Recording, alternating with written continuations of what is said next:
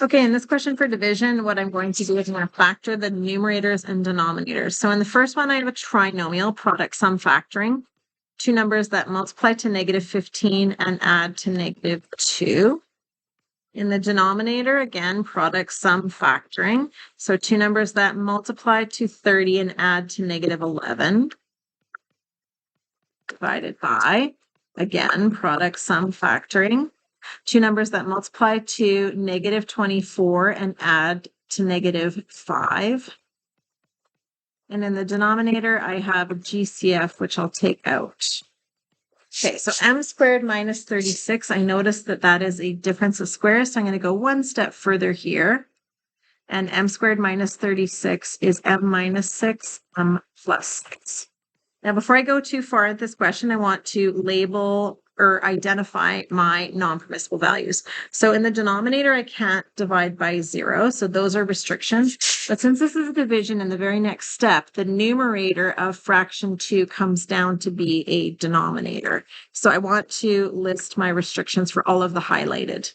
Okay, so I've got a restriction here that m can't equal 5, m can't equal 6, m can't equal 8, m can't equal -3, m can't equal 6, m can't equal -6.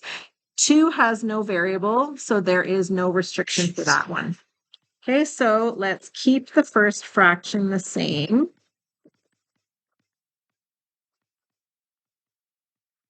And I'm going to multiply it by the reciprocal of the second fraction. So I take the reciprocal, it just means interchange the numerator and denominator of the second fraction. Okay, and now I'm going to look for common terms to the numerator and denominator. So I have an m minus 5 that is common. I see an m plus 3 that is common.